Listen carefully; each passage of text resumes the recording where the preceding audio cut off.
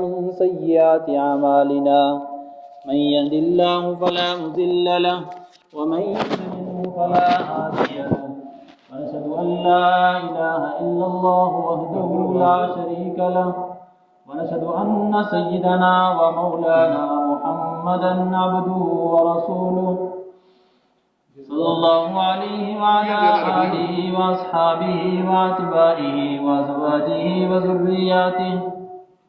وقال الله تبارك وتعالى في القرآن المجيد والفرقان الحميد: أعوذ بالله من الشيطان الرجيم. بسم الله الرحمن الرحيم. لن ينال الله لحومها ولا دماؤها ولكن يناله التقوى منكم كذلك سخرها لكم لتكبروا الله على ما هداكم. وقال النبي صلى الله عليه وسلم: من وجد ساعة لأن يزحي فلم يزحي فلا يحضر مصلانا. وقال رسول الله صلى الله عليه وسلم في مقام آخر: وقيل يا رسول الله صلى الله عليه وسلم ما هذه الأضاحي؟ قال: هي سنة أبيكم إبراهيم. فما لنا يا رسول الله؟ قال: بكل شعرة حسنة. وقالوا: فما الصوف بها يا رسول الله؟ قال: من الصوف بكل شعرة من الصوف حسنة، أو كما قال عليه الصلاة والسلام. صدق الله مولانا العظيم وصدق رسوله النبي الكريم، ونحن على ذلك لمن الشاهدين والشاكرين والحمد لله رب العالمين. قابل عزت مسجد عثمان کے غیور نمازیوں اور میرے ایمانی بھائیوں، اللہ تبارک و تعالیٰ کا بے انتہا فضل اور کرم کہ جس مالک حقیقی نے ہم سب کو اپنی بے شمار نعمتوں سے سرفراز فرمایا اور ایک اچھے انسان اور ایک با اخلاق انسان کی پہچان یہ ہے کہ وہ اپنے خالق کا شکر ادا کرے، اور جہاں خالق کا شکر ادا کرنا ضروری ہے وہاں پر مخلوق کا بھی شکر ادا کرنا ضروری ہے۔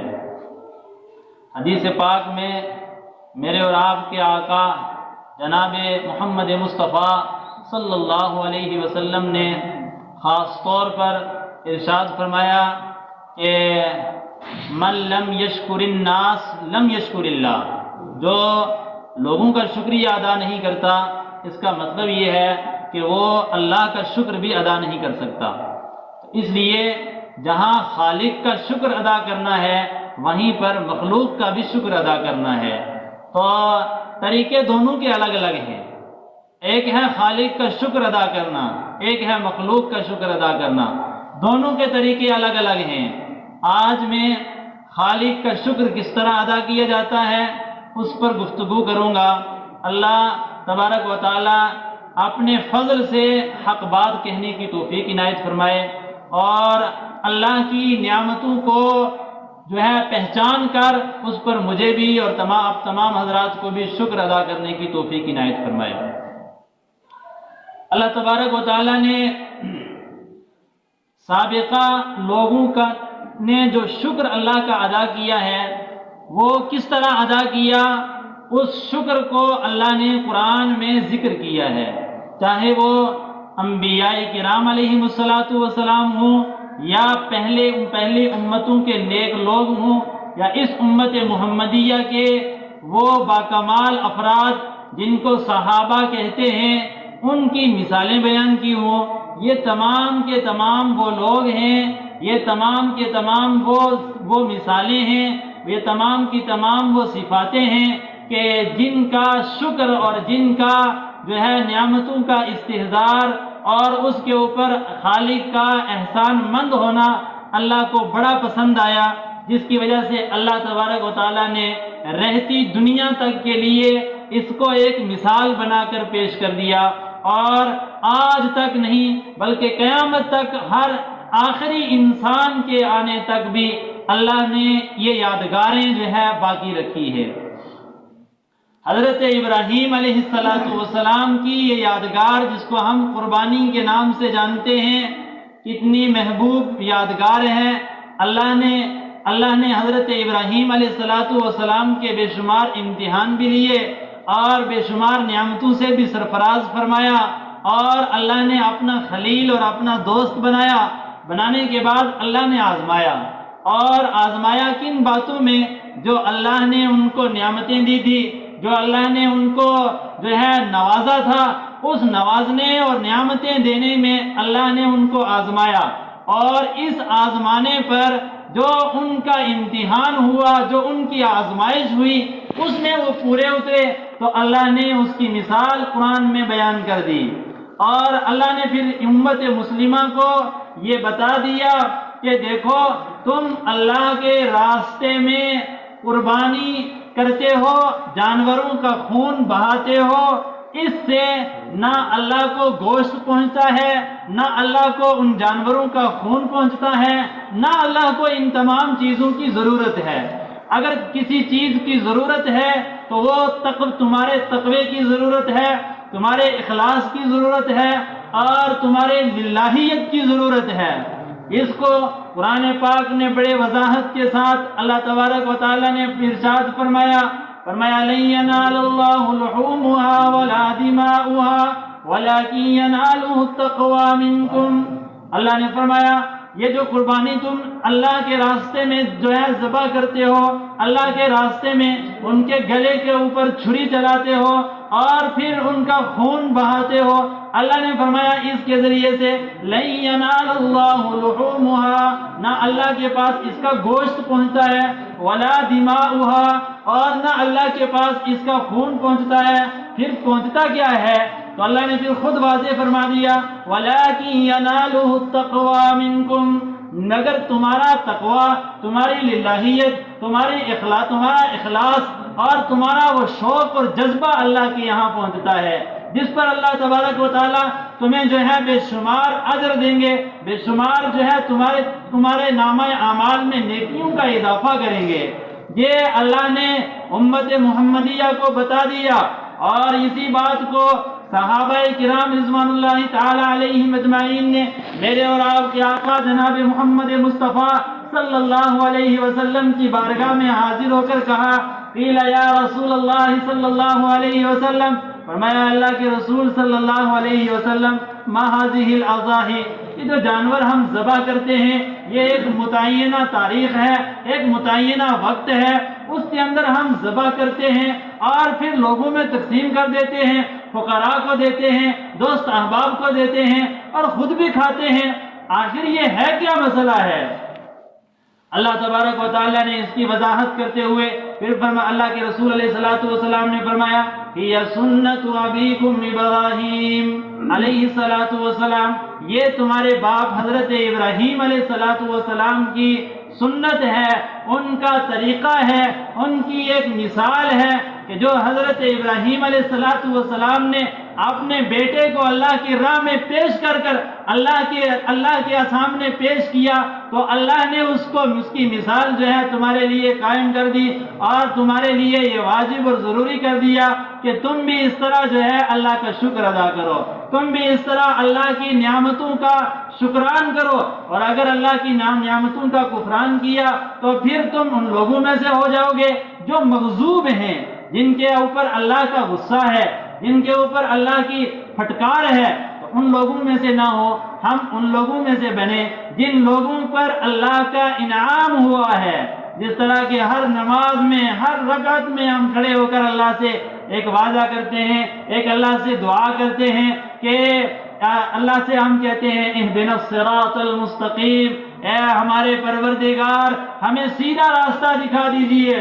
اور پھر ہم خود یہ بھی کہتے ہیں کہ صراط الذین انعمت علیہم، وہ ان لوگوں کا راستہ کہ جن کے اوپر آپ نے انعام کیا، اور وہ انعام کن لوگوں کے اوپر ہے؟ وہ یہی افراد ہے، یہی لوگ ہیں کہ جن کی مثالیں اللہ نے قرآن میں بیان کی ہے، جن کی جو ہے تاریخ کو اللہ نے قرآن میں بیان کیا ہے کہ ان میرے پکے دوستوں نے میرے ساتھ اور میرے لیے جو معاملے کیے، جو کام کیے ہیں، ان کی مثالیں بیان کر کے امت محمدیہ کو جس کا ایک پیغام دیا، ایک درس دیا اور ایک حکم دیا کہ اس کے اوپر پورے کے پورے جو ہے عمل کرو۔ تو فرمایا صحابہ کو سوال پیدا ہوا، اللہ کے رسول علیہ الصلوۃ والسلام کی خدمت میں عرض کیا، فما لنا یا رسول اللہ صلی اللہ علیہ وسلم، اللہ کے رسول علیہ الصلوۃ والسلام ہمارے باپ حضرت ابراہیم کی یادگار ہے، ضرور ہے، مانتے ہیں، جانتے ہیں، لیکن ہمیں اس میں کیا ملے گا؟ حضرت ابراہیم علیہ الصلوۃ والسلام کر کے چلے گئے، اب ہمارے لیے اس میں فائدہ کیا ہے؟ تو اللہ کے رسول علیہ الصلوۃ والسلام نے فرمایا بِكُلِّ شَعْرَةٍ حَسَنَةٍ، فرمایا کہ قربانی کے جانور کے ہر بال کے بدلے میں ایک نیکی ملے گی، ایک نیکی جو ہے ہر بال کے بدلے میں ملے گی۔ اور پھر صحابہ نے ایک اور سوال کیا، فرمایا فَمَا الصُّوفُ فِيهَا یا رسول اللہ کے رسول، بھیڑ، بکری، گائے، اونٹ وغیرہ اس پر تو بال ہوتے ہیں، سمجھ میں آتی ہے بات کہ بال ہوں گے تو اس پر اتنا اجر ملے گا۔ فَمَا الصُّوفُ فِيهَا یا رسول اللہ کے رسول جو ہے بھیڑ، دمبے کے اوپر تو بال نہیں ہوتے ہیں، اس کے اوپر تو اون ہوتی ہے، اور اس کا کیا حکم ہے؟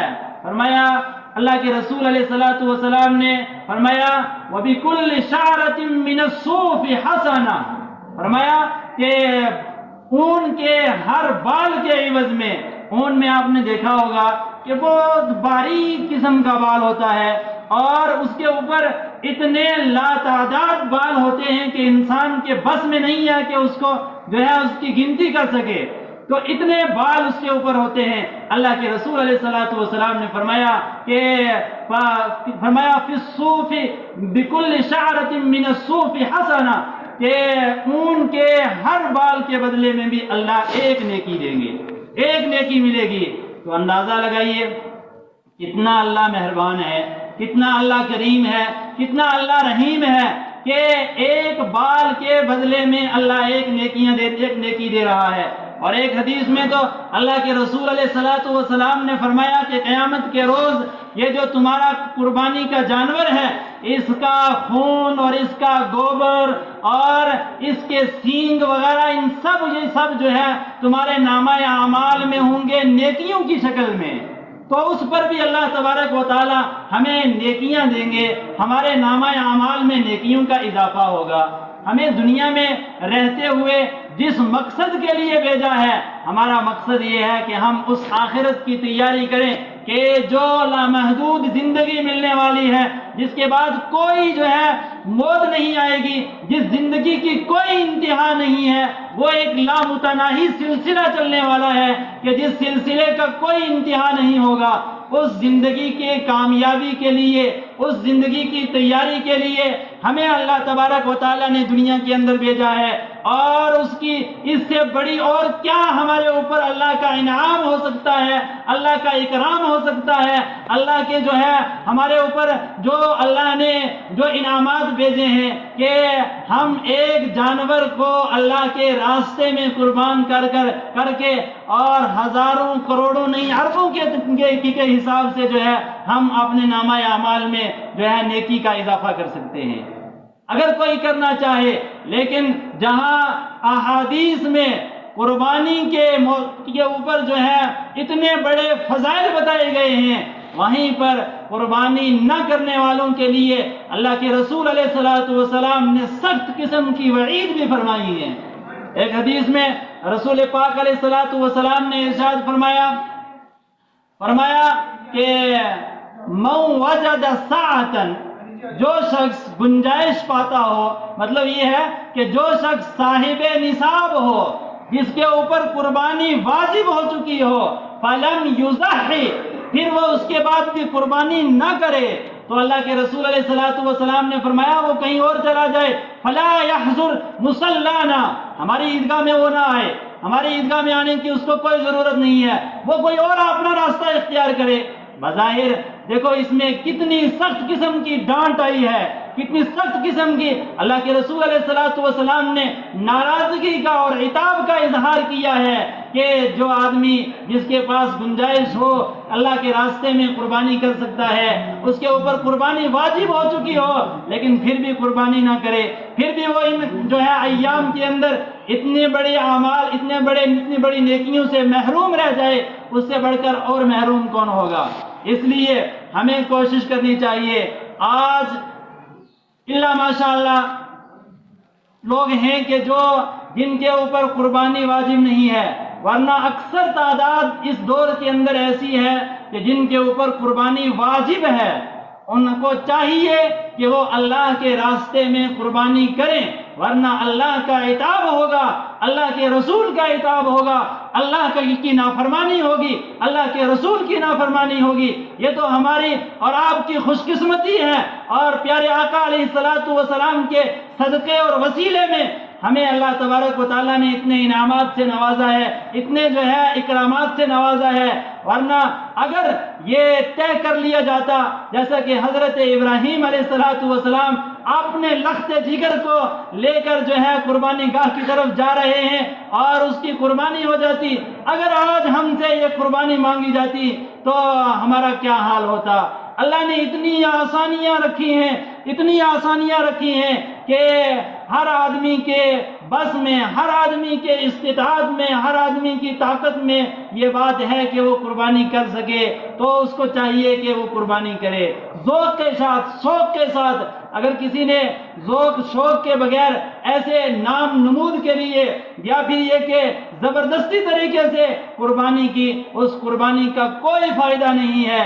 قربانی ہے ہی یہ کہ اللہ کی یاد میں، اللہ کے شوق میں اور اللہ تبارک و تعالیٰ کے استحضار میں جو ہے قربان کیا جائے جانور کو، تاکہ ایک شوق ہو، دلی خود جو ہے خوشی ہو، انبساط ہو، مسروریت ہو، تو پھر جب ہم قربانی کریں گے پھر ہمارے لیے انعام اتریں گے، پھر ہمارے لیے جو ہے وہ اچھے فیصلے اتریں گے۔ اور اگر ہم یہ کہیں کہ زبردستی طریقے سے قربانی کر دیں تو اس سے کچھ فائدہ نہیں ہونے والا ہے۔ اس لیے ہمیں بھرپور کوشش کرنی چاہیے کہ ہم قربانی کریں۔ قربانی کے چند ضروری مسائل یہ ہیں کہ جو جانور آپ قربانی کے لیے خریدیں، سب سے پہلے کہ جانور ہونا کیا چاہیے، تو جو 5 قسم کے جانور ہیں کہ جن کی 5 قسم کے نوع ہیں، نوع کہتے ہیں جنس کو، ایک جنس ہوتی ہے کہ اس جنس کے یہ جانور ہیں تو ان کی قربانی کی جاتی ہے، تو وہ 5 قسم کے نوع ہیں۔ ایک یہ ہے کہ گائے کی قربانی کی جائے، گائے میں بیل بھی آ گیا اور بھینس بھی آ گئی، بھینسا بھی آ گیا، یہ سارے اس کے اندر شامل ہو گئے۔ اس کے بعد دمبے کی قربانی کی جائے اور اس میں بھیڑ بھی آ گئی، اور جس کو بکرا وغیرہ، بکری، یہ سارے اس کے اندر جو ہے شامل ہیں۔ اور اسی طرح اونٹ کی قربانی کی جائے اور اس کے اندر بھی اونٹ، اونٹنی جو ہے یہ سب شامل ہیں۔ اور دمبے کے اندر، بیڑ کے اندر یا اس کے اندر جو ہے عمر کا لحاظ خاص طور پر کیا جائے۔ اگر بیڑو یا بیڑ یا دمبا ہو تو اس کا وہ اگر موٹا فربا ہو، جو ہے طاقتور ہو، تو 6 ماہ کا ہونا چاہیے۔ 6 ماہ سے اگر ایک دن بھی کم ہوگا تب بھی قربانی نہیں ہوگی۔ اور اسی طرح جو ہے اگر پتلا دبلا ہو تو پھر اس سے اوپر سال کا ہو تو اس کی بھی ہو جائے گی۔ اور اسی طرح بکرا ہو، بکری ہو، تو اس کی قربانی جو ہے 1 سال کا مکمل ہونا چاہیے۔ اور 1 سال کا مکمل ہونے کا مطلب یہ ہے کہ 1 سال میں سے ایک دن بھی اگر کم ہوگا تو قربانی نہیں ہوگی۔ یہ بات آپ خاص طور پر دھیان سے، بعض لوگ جو ہے اس کے دانتوں کو دیکھتے ہیں تو دانتوں کا دوندا ہونا یہ علامت ہے۔ بعض ایسے بھی ہوتے ہیں کہ سال کا ہو جاتا ہے لیکن دانت نہیں گرتے ہیں، تو یہ ایک علامت ہے، یہ شرط نہیں ہے۔ اگر گرے ہوئے ہیں تو بہت اچھا، پھر تو آپ کو پتہ چل گیا کہ یہ سال کا ہے۔ لیکن اگر کسی گھر والوں کو یا جس سے آپ خرید رہے ہیں اس کو یہ پتہ ہے کہ یہ جانور پورے جو ہے سال کا ہو چکا ہے، تو پھر آپ بلا کسی اس کے آپ لے سکتے ہیں اور اس کی قربانی کر سکتے ہیں۔ اسی طرح گائے، بیل، بھینسا وغیرہ، ان کے اندر 2 سال مکمل ہونے چاہیے۔ اگر 2 سال سے ایک دن بھی کم ہوگا تو قربانی نہیں ہوگی۔ اسی طرح اونٹ کی جو قربانی ہے، وہ اونٹ ہو یا اونٹنی ہو، 5 سال کی جو ہے عمر ہونی چاہیے۔ 5 سال سے اگر ایک دن بھی کم ہوگا تو اس کی بھی قربانی نہیں ہوگی۔ اسی طرح جو وحشی جانور ہوتے ہیں جیسے نیل گائے ہے، ہرن ہے، ان کی قربانی نہیں ہوگی، ان کی قربانی نہیں ہوتی ہے۔ اور اس کے علاوہ جو ہے قربانی کے ایام 10 ذی الحجہ کی نماز عید کے بعد اگر کسی شخص نے عید سے پہلے قربانی کر دی تو اس کی قربانی نہیں ہوگی۔ عید کی نماز کے بعد قربانی کرنا جو ہے یہ سنت ہے اور ضروری ہے، واجب ہے۔ اور اسی طرح جو ہے 3 دن تک قربانی، 10 کو، 11 کو اور 12 کے غروب سے پہلے قربانی کر سکتے ہیں۔ غروب ہو گیا اب اس کے بعد نہیں۔ اسی طرح ان 3 دنوں کے اندر رات میں بھی قربانی کر سکتے ہیں، دن میں بھی قربانی کر سکتے ہیں، لیکن دن میں قربانی کرنا افضل ہے، اولا ہے بمقابلہ رات کے، اس لیے کہ قربانی شعار اسلام میں سے ہے اور شعار اسلام کو اعلانیہ طور پر کیا جاتا ہے۔ جس طرح آذان شعار اسلام میں سے ہے تو آذان جو ہے اعلانیہ کی جاتی ہے، اسی طرح اور بھی بہت سارے جو شعار اسلام ہیں جس سے اسلام پہچانا جاتا ہے وہ اعلانیہ طور پر کیے جاتے ہیں۔ اور اس کے علاوہ جو ہے آداب قربانی کے بعض مقامات پر دیکھنے کو یہ آیا کہ جس جانور کی قربانی کی جا رہی ہے اس جانور کو وضو کروایا جاتا ہے۔ بھائی اس کو وضو کس لیے کروانا ہے؟ جانور کو وضو کروانے کا کیا مطلب ہے؟ کوئی جس کی ضرورت نہیں ہے، یہ سب بدعات اور خرافات ہیں، اس سے بچنا چاہیے۔ اور جانور کو قربان کرتے ہوئے قبلہ رخ کر کے جو ہے جو بندہ قربانی کرے، بہتر یہ ہے کہ بندہ خود اپنے ہاتھ سے قربانی کرے، خود اپنے ہاتھ سے قربانی کرے۔ اور اگر وہ خود کسی کمزوری کی وجہ سے، عذر کی وجہ سے، یا کبھی اس نے کیا نہیں اس اعتبار سے اگر نہیں کرتا ہے تو دوسرے آدمی سے قربانی کروا سکتا ہے۔ اور زیادہ اگر نہیں تو کم سے کم وہ یہ الفاظ پڑھ لے، یہ الفاظ مسنون ہیں، مستحب ہیں، ضروری اور واجب نہیں ہے۔ ضروری اور واجب اور فرض صرف کیا ہے کہ تکبیر کا کہنا، اور جو دعا پڑھی جاتی ہے کہ اللہم انی وجہت وجہی للذی فطر السماوات والارض وحنیفا وما انا من المشرکین ان صلاتی ونسکی ومحیای ومماتی للہ رب العالمین۔ اور یہ والی دعا ہے، اس کے بعد آپ نے کہنا ہے اللہم تقبل منی، اگر بندہ خود کر رہا ہے، اور اگر کوئی دوسرا بندہ کر رہا ہے تو وہ کہے گا اللہم تقبل من فلان فلان ابن فلان، اس کا نام لینا ہے، اس کی جگہ فلان ابن فلان کی جگہ آپ نے نام لینا ہے کہ فلان ابن فلان کی طرف سے جو ہے اس کو اللہ قبول فرما لے۔ یہ کہنا مستحب ہے اور بہتر ہے، افضل ہے۔ اگر کسی بندے نے یہ نہیں پڑھی، نہیں کہا تو اس کی قربانی ہو جائے گی۔ شرط یہ ہے کہ اس نے تکبیر کہی ہو، تکبیر کہنا یہ ضروری ہے۔ اگر تکبیر نہیں کہی ہے تو پھر تو وہ جانور ہی جو ہے وہ ذبح نہیں ہوگا۔ تو اس لیے اس کے بعد جو ہے اس جانور کو لٹایا جائے، جانور کو اذیت نہ دی جائے، خواہ مخواہ کھینچا جائے، بعض مرتبہ ایسا دیکھا گیا لٹا کے اس کو کھینچ رہے ہیں، تو اس طرح کا عمل نہ کیا جائے، یہ ایسا کرنا مکروہ ہے، ایسا نہیں کرنا چاہیے۔ اور اسی طرح جانور کو قربان کرنے کے بعد جو گوشت ہے اس کے 3 حصے بنائے جائیں، 3 حصے، ایک حصہ فقراء کے لیے، غرباء کے لیے، مساکین کے لیے، اور ایک حصہ دوست احباب اور اقرباء کے لیے، اور ایک حصہ خود اپنا ذاتی ہے۔ ان 3 حصوں میں جو ہے تقسیم کیا جائے۔ اچھا، اگر بڑے جانور کی قربانی کر رہا ہے اس کے اندر 7 افراد زیادہ سے زیادہ جو ہے وہ شامل ہو سکتے ہیں، اور کم سے کم ایک آدمی بھی شامل ہو سکتا ہے. ایک ہی آدمی اگر قربانی کرے تو جائز ہے. اس کے لیے کوئی ضروری نہیں ہے کہ 7 ہی افراد ہوں گے تو پھر قربانی ہوگی. لیکن اگر 7 سے کم ہیں، 5 ہیں، 3 ہیں، 4 ہیں، 2 ہیں، کر سکتے ہیں، کوئی حرج نہیں ہے. اسی طرح جو جانور بڑا قربان کیا جائے اس کے قربان کرنے کے بعد گوشت کی تقسیم کے اندر تب تک کسی دوسرے کو کوئی گوشت نہ دیا جائے، نہ حصہ دیا جائے، جب تک کہ 7 افراد کی اور جتنے بھی افراد شامل ہیں ان کا حصہ برابر نہ کیا جائے. اگر کسی ایک کا حصہ بھی کم زیادہ رکھا گیا تو کسی کی بھی قربانی نہیں ہوگی. اس کا خاص طور پر دھیان رکھا جائے. ایک مسئلہ اور وہ یہ کہ جو قصائی ہوتا ہے، جو جانور کو ذبح کرنے والا ہے، اگر خود کر رہا ہے تو پھر نہیں، لیکن اگر کسی کے ذریعے سے آپ جانور کو ذبح کروا رہے ہیں تو قیمتاً تو اس کی قیمت جو ہے 7 افراد مل کر ادا کریں گے اور اس کی قیمت میں اس کا گوشت نہیں دیا جائے گا. قیمت میں قربانی کا گوشت نہیں دیا جائے گا. اگر کسی نے قیمت میں قربانی کا گوشت دیا تو اس کی قربانی نہیں ہوگی. اسی طرح جو نظر کی قربانی ہوتی ہے، نظر کی قربانی یہ ہے کہ کسی نے مان لی کہ آئندہ سال یا اس سال میں میرا فلاں کام ہو گیا تو میں اللہ کے راستے میں قربانی کروں گا، تو قربانی کے گوشت میں سے کچھ بھی بندہ کھا نہیں سکتا ہے. وہ اس کے نظر کی قربانی جو نظر کی ہوگی وہ سارا غرباء میں، مساکین میں جو ہے وہ تقسیم کیا جائے گا. ان تمام احکامات پر، ان تمام مسائل کے اوپر عمل کرنا ضروری ہے. ہاں اگر کسی مسئلے کے اندر کسی کو شک ہو، ڈوٹ ہو، اس کو جو ہے واضح کر لیں، اس کو جو ہے وہ دیکھ لیں.